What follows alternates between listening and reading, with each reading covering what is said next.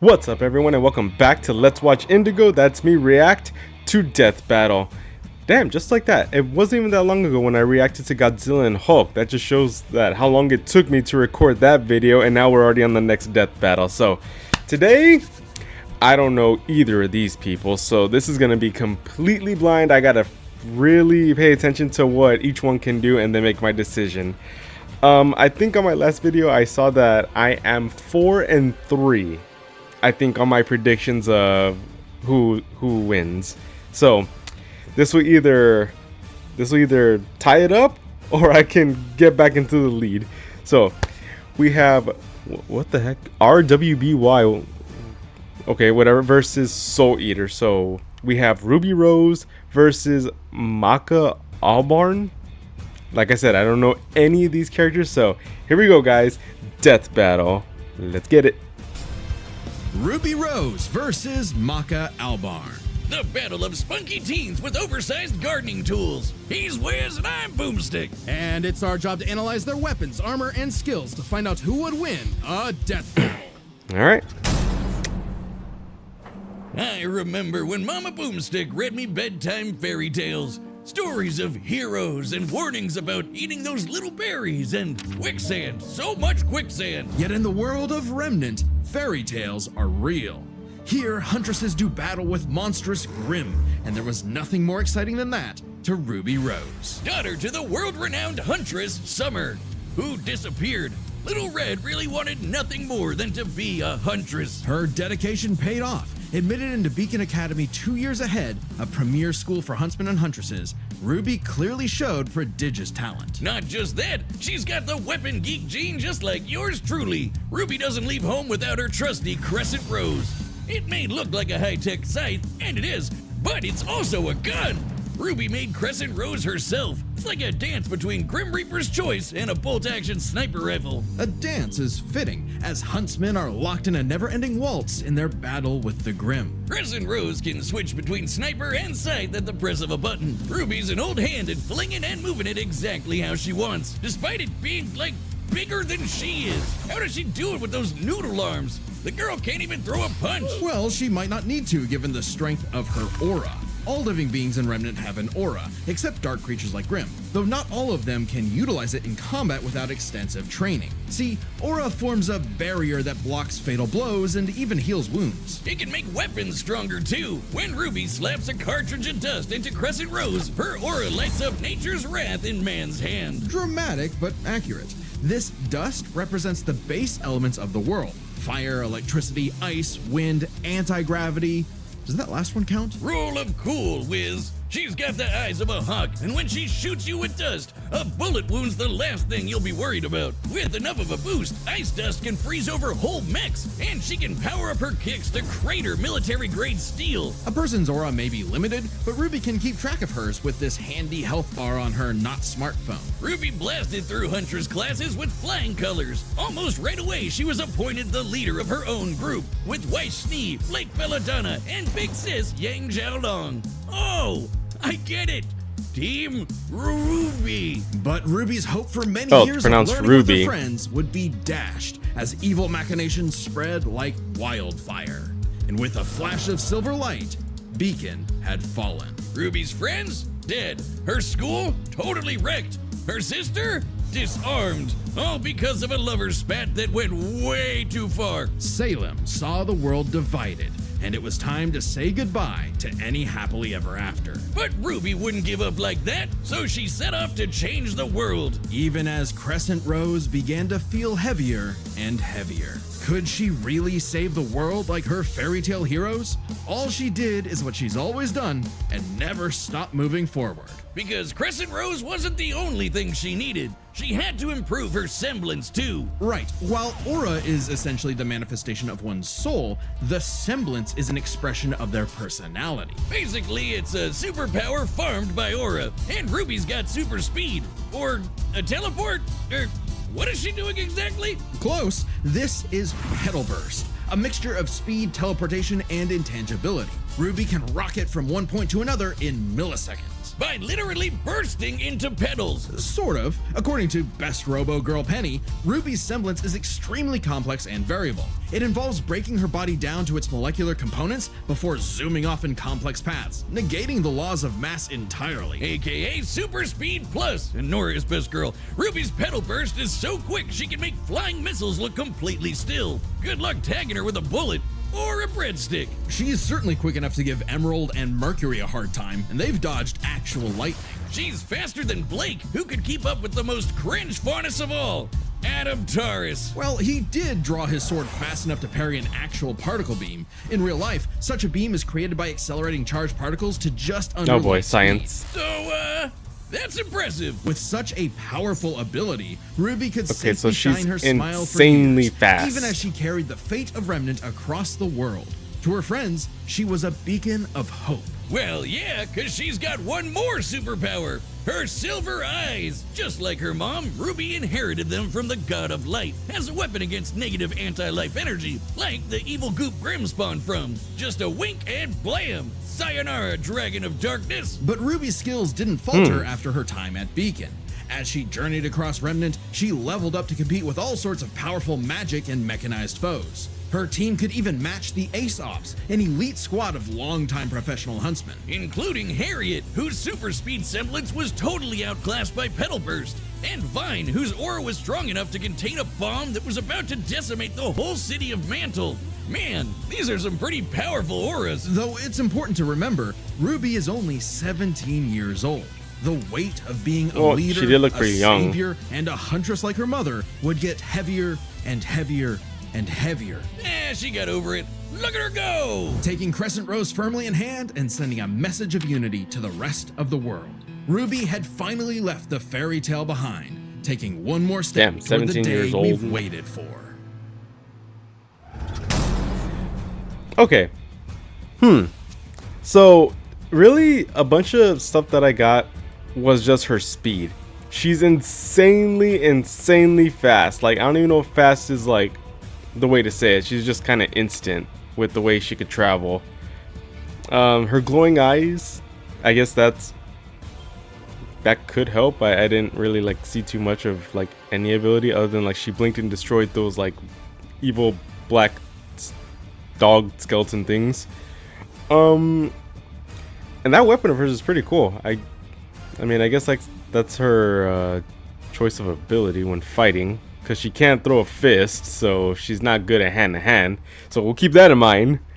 Okay, pretty good, and she's 17. Why is everybody in anime, like, why are they so young and they're insanely powerful? Like, damn, when they get to like 20 or 30, like, you would think they'd be like godlike.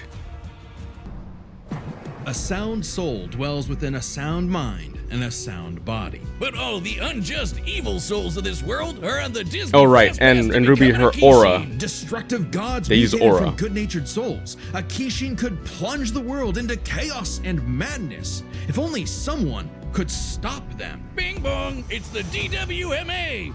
Welcome to This Death one looks a little more Weapon Meister cartoony. Academy, where death rules. Literally, his name is Death. Here, Lord Death tasks humans to become spiritually talented meisters of demon weapons. AKA people who are also a weapon. No, really, they transform into weapons. Guns, ninja stars, hammers, you name it. A Meister weapon pair kills and consumes lost souls to keep the Kishin away. Jack the Ripper? More like Jack the Fraud. And so, the demon weapon Soul was paired with the dutiful rising star, Maka Albarn. Talk about your classic teacher's pet. The kind of girl who leaves an apple on the desk and goes, "Teacher, you forgot to give us homework," and then we jump them. As if Soul's any better, a weapon She's who's too 13? concerned with being cool to do any real work. Hey, Like I said, Soul's not just they're all any demon young. weapon. He's a scythe, and he's got his sights on upgrading to the highest level of Death Scythe. Which would be a high honor. And lucky for Soul, Maka always aims high. With that common goal, Maka and Soul formed the Dream Team. All they needed was 99 Kishin eggs and the soul of a witch. Easy, right? Maybe, since Maka is extraordinarily perceptive at spotting and examining souls. She can detect spiritual presences from millions of yards away and can discern its nature, stability, and emotions. Time for class then. The two trained hard, but their styles kinda weird. Okay, so Maka guides Soul in the direction she wants to go, but Soul, the scythe, does all the actual movements himself. Maka's the Meister, Soul's the it's weapon. two Like people. conductor and instrumentalist, a Meister weapon pair cannot work in harmony without total cooperation. Too bad their teamwork sucked. They fumbled the easiest chance for Death Sight status, F-. Maka just could not get in tune with Soul's wavelength. She was skilled, sure, more skilled than most. Keyword, most. There were plenty of rivals showing her up, like Blackstar and Tsubaki. Really puts a damper on the straight A's when this show-off is doing better than you. It was up to Maka and Soul to improve their teamwork through Soul Resonance. What I said about wavelength wasn't metaphorical. Rather, wavelengths are the means with which Meister and weapon draw strength through each other. Think of two wavelengths as different emotional amplitudes that must merge at one alignment. If the Meister's the guitar and the weapon's the amp, then they create a feedback loop to increase its frequency. That's Soul Resonance. Soul Resonance creates a telepathic link and surges their strength and speed. And preps them for cool scythe moves like the Witch Hunt Slash, a big energy strike that puts the L in evil. As the name implies, it works especially well against witches and other evil creatures. It's not exclusive or anything. It's actually really deadly against evil because of Maka's rare anti-demon wavelengths. Basically, being a goody little two-shoes gets her the power of purity or whatever. Maka and Soul were becoming a synchronized unit, though one would sometimes need to rein in the other's idiotic habits. And the other guys gotta stop their annoying overthinking, Wiz. But everything changed after a, unique encounter with Krona, which nearly killed Soul. Now Soul had an ogre pal in his head, waiting for him to swing on over and play the piano. Yep, Soul got infected with black blood. Black blood was specially brewed as a weaponizable blood. It hardens and strengthens its user's body, inside and out, increasing their physical ability. They can even block blades with their bare skin. Too bad it comes with a little side effect of madness with a capital M. A force of fear and sadness all living things possess, which threatens to ruin the world. So it was kind of a big deal that Maka was bummed by how she got Soul in a jam. But thanks to Soul, she got over it and even welcomed in their new little ogre buddy. Now when Soul plays his grand piano, their soul resonance sings even louder through the black blood. Giving Maka all the perks of black blood too, even the crazy parts. Bet you didn't expect that, Crota. Oh boy. But evil saw their plans through. The Kishin Asura had arrived. Madness was spreading everywhere. So Maka and Soul had to lock in and upgrade their witch hunt to the even stronger demon hunt slash. They went on even more missions to reap souls with classmates like Blackstar, and that guy outran his own shadow. Perhaps the most obvious evidence ever of faster than light speeds. And Maka could finally keep up with him. Pair that with her fight with the demon tool Gopher, who could obliterate whole mountains, and you've got one hell of an ass kicker. And yet, Maka's relationship with Soul still faltered. Soul was the real star here. Even other Meisters were trying to take him as a weapon, away from Maka. I mean, he literally moves himself, so Maka couldn't help but wonder if she was holding him back all along. But Soul said the truth. In all of their missions, their teamwork was the key to their victory. An orchestral performance is only as good as the one conducting. And so, their wavelengths played in harmony, and Maka donned a dress of black blood. It's an armor literally made of blood, and it lets Maka Oi. fly around and shoot out her soul as an epic sound wave. So freaking metal! At the same time, Soul discovered he could hack souls and directly transmit Maka's anti-demon wavelengths, basically shutting their enemy completely down through Soul Adagio. And they finally achieved Death Scythe. The dream's here, baby. So when Krona's own black blood reached its final stage, Maka and Soul flew to the moon. A moon small and unassuming, but so dense it has the same mass as the planet itself. The very world's sanity was at stake. Krona might have gone insane, but Maka still reached out to their new friend's soul until the Kishin showed up to ruin everything. Come on, Asura, they're having a moment here. timing bros. In what would be Maka's final exam, Maka, Soul, and all of their friends faced off against the Kishi. And she passed. A+. Maka pulled her weight and perfected her teamwork with Soul. Their wavelengths were pitch perfect. Asura did everything he could to separate them, crater them into the moon, punch holes in Maka's chest, tamper their souls with madness, and each time they successfully realigned their wavelengths. Until they kicked his ass with one final upgrade, the Kishin Hunt Slash. Maka Chop! Now that's what I call absolute cinema. Because a sound soul dwells within a sound mind and body. So should you feel overwhelmed by evil's roars, just write 4242 564 whenever you want to knock on death's door. Oh boy. Okay. So it seemed like she had a lot more features than the girl from Ruby. Oh man, I don't know what to go. But the thing that has me is just the glowing eyes. Like, it looks like it stops anything evil or demonic, like how I saw her deal with those black blood skeleton dog things. Like, could it work with the black blood too? Oh no, guys. So shoot, I'm gonna need a minute. Edit Indigo, cut this part out. I need to think seriously. 2,000 years later.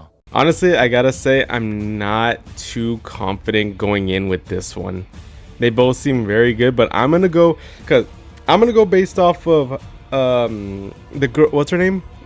Maka. I'm going based off of how she got stronger because of the black blood in her body, so it makes her stronger and crazy.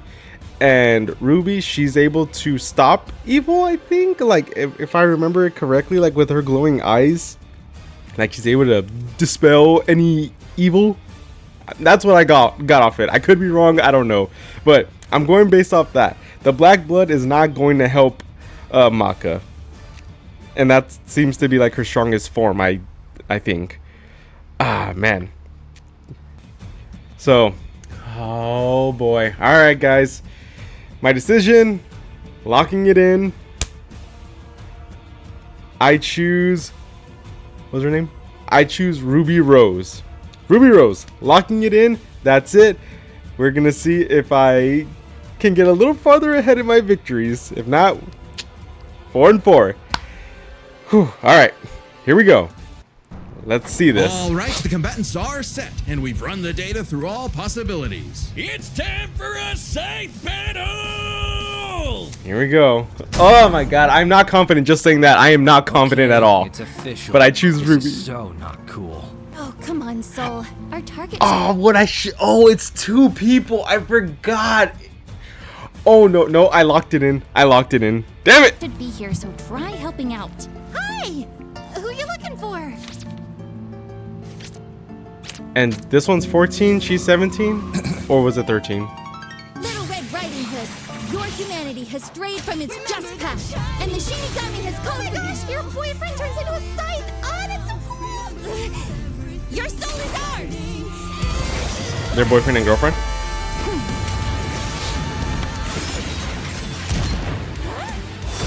I like my soul, thanks.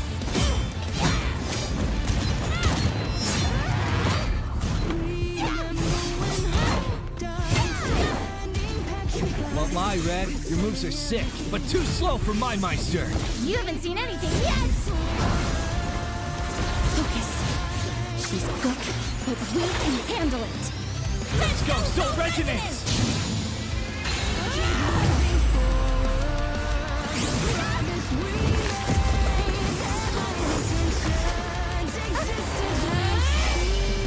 Big blade.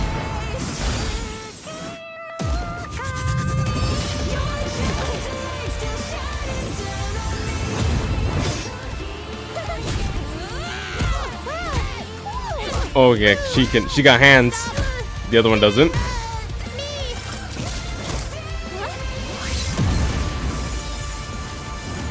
Get back here!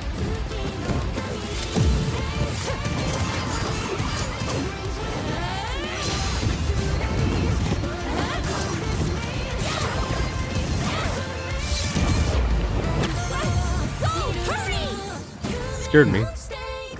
Oh, here they go. Yeah, here comes that black blood crap.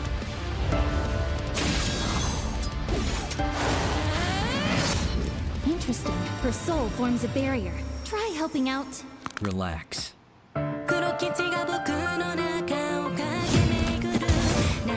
Is that how it is in the anime? Like, they actually get some music as he's playing the piano? Ooh, she's still very fast though, but oh my god, the beats come in with the piano.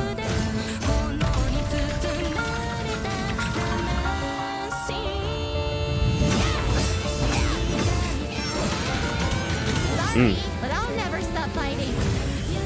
I'm Ruby Rose, and I am a huntress. Soul Adagio.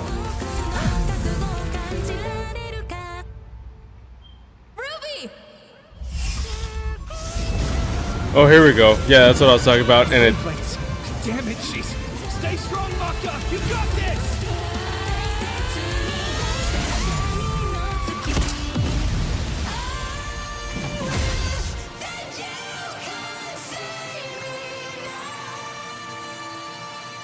A simple, honest soul. Ruby Rose, huh?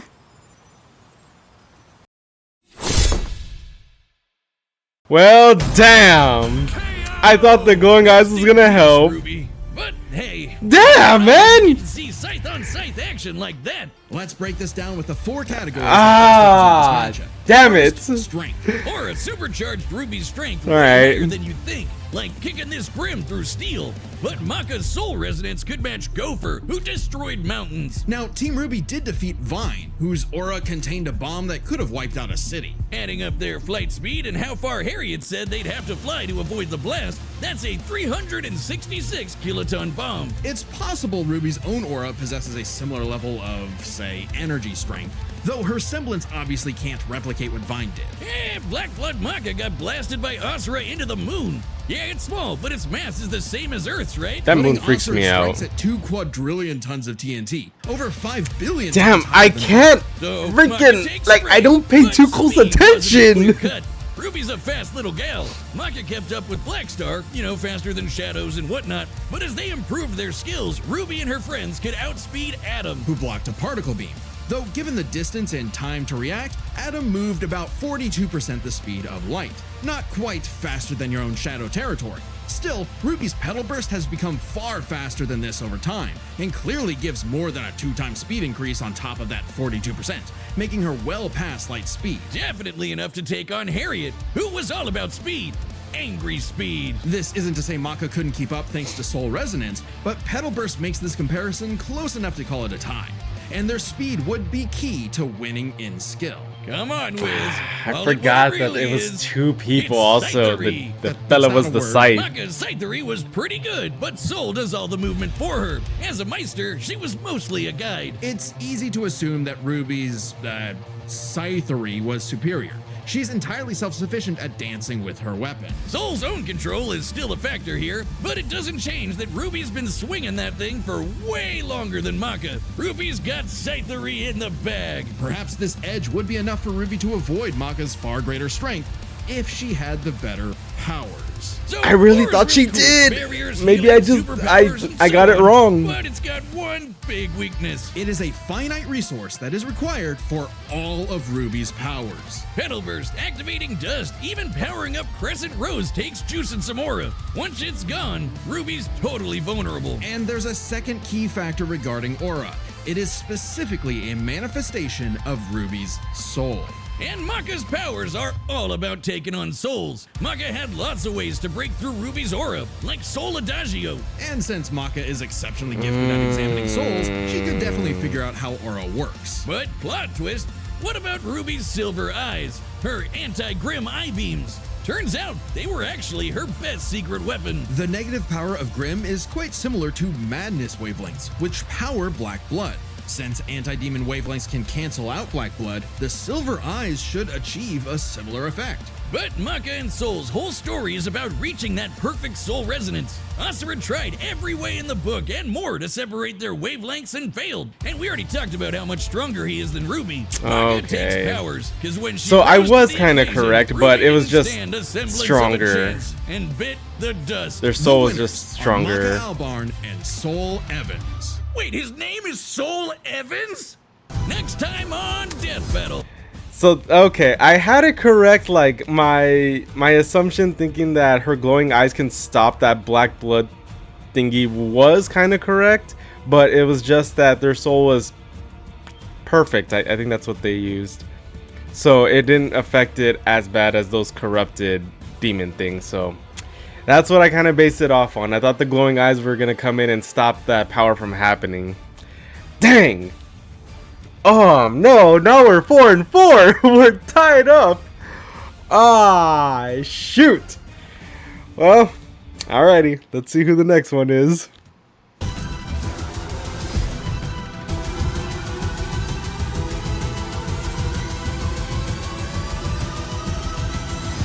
Subscribe and Blade. Oh, Blade versus the vampires. Oh,